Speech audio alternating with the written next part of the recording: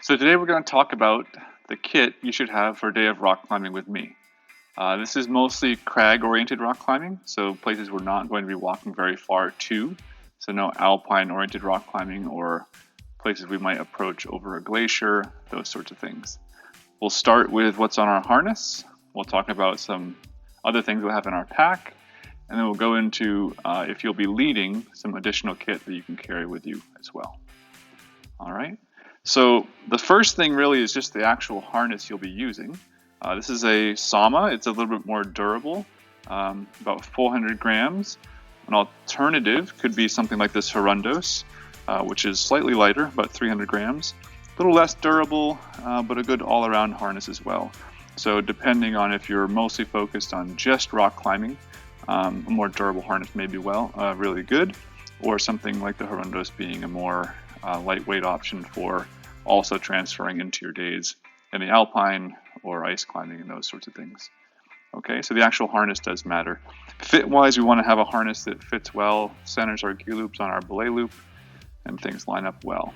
So in the winter, it's a little bit different because we do have additional layers on and so forth. So things to think about there. The kit we have on our harness, so regardless of what we're doing for the day, it'll start with 3 lockers being the minimal kit, 3 lockers, and a belay plate. So we want something that's pear-shaped ideally and somewhat large. So like this Pretzel Attaché 3D is a good option. Probably nothing much smaller than that. It's very lightweight still and a good gate opening. The Pretzel Reverso is nice. Additionally, we'll also have a couple non-locking carabiners. Something with a big gate opening again, this Onge size large is nice. That'll allow you to put gloves or shoes on your pack or on your harness. And additionally, a tether of some kind. This is a Pretzel Dual Connect Adjust.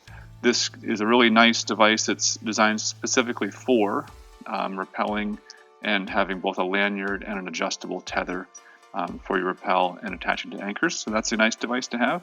Alternatively, you might have a PAS, which is fairly common, a Forefoot Runner, which could be made of either a stiff cord type material or some kind of nylon as well. If you do get a nylon runner, make sure it's fairly beefy and stiff so you can untie knots easily. That's the real advantage of this smaller cord made of aramid fiber by Edelrid. So those are some options there. And that's kind of the minimum kit you really want to have with you all the time. So 3 lockers, a belay plate, some sort of tether, an extension, and then 2 non-lockers as well. Okay. Additionally, you'll probably want some gloves. Some lightweight belay gloves are really nice for rock climbing, rappelling and belaying both. A nut tool is pretty sweet. If you have one of those, that can kind of just stay on your harness. Things do tend to get caught on it, so when you don't need it, if it can go in the pack or be left at the base, that's ideal. And then probably most importantly is some sort of assisted locking device. And this device really just increases the security for the leader, which is often me, with no real downside. And this Gree 2 is a good option for rock climbing. It's also nice for doing various things with self-rescue and that sort of deal. Okay, so a Gree 2 is on there also. Now for a backpack, the most universal pack we've found is something around 30 liters and pretty lightweight that has some ice axe attachments, so it will transfer to either alpine climbing or to ice climbing as well. This is a Patagonia Ascensionist 30-liter pack. It's fairly small, pretty lightweight, still carries pretty well, and isn't too large or bulky. Additionally, you might choose to bring a little pack to climb with you en route all day. BD Bullet or the Blue Ice Squirrel 12 are both good options that are just lighter options that you can climb with. Won't be too cumbersome. You can carry some water, some food, that sort of stuff. Kind of a nice comfort feature. Cool. And then looking into footwear a little bit. Obviously, we're going to have some climbing shoes. Hopefully that's pretty apparent. Approach shoes are also a pretty good idea. And a couple different options for approach shoes. Again, we're cragging, so we're not really carrying this very far. The weight's not too critical.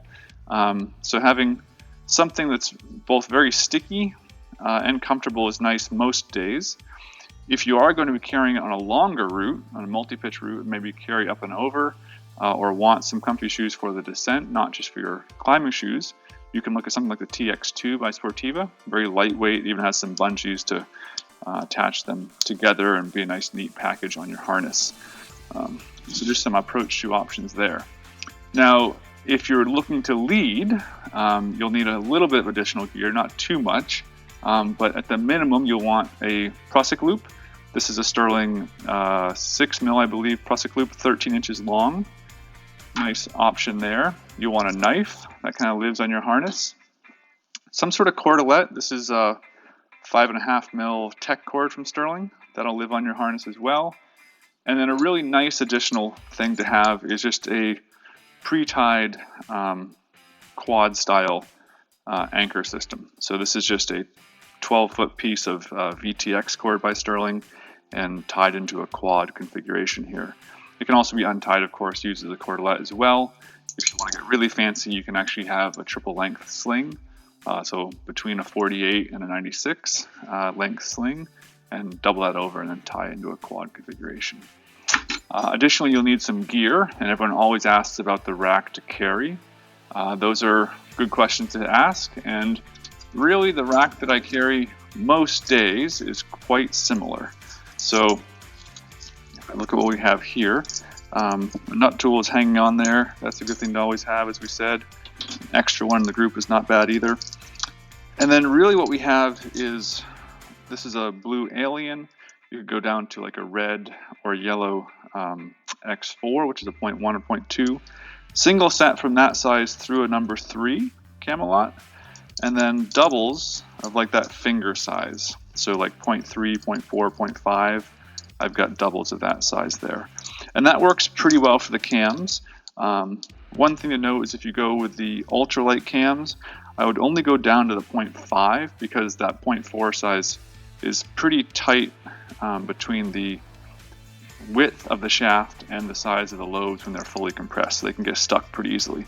Ultralights, I would go 3 down to 0.5 only, and then double up on the X4s below that, so 0.4, 0.3. Additionally, a set of nuts is nice. Having a few offsets in there is pretty sweet. You could even have a whole set of like micro offsets here, and then a full set of nuts as well, depending on where you're climbing, obviously. But that's the rack. And that'll work, again, for almost every day we have out there. Draws, splitting up the length of your draws between both short draws, quick draws here, and 2-foot runners, this style, is a good idea. So I have 5 and 5 here. A little bit longer quick draw, but very lightweight. So in the Alpine, again, they're not too heavy. And a large carabiner on the rope side to make it easy to clip. I have all wire gates here. And a slightly smaller, but not too small, one on the bolt side. Then the 2-foot runners. Again, these are a Dyneema nylon blends. They're very lightweight, don't absorb much water. If you want something more durable, obviously going into a nylon sling would be more durable and less pricey. So 5 of these as well. Okay, so that's kind of it for the critical gear for a day of rock climbing cragging. If you have any questions, please let me know. That's it for today. If you enjoyed this video, please like the video, subscribe to my channel, and leave comments below. Thanks a lot.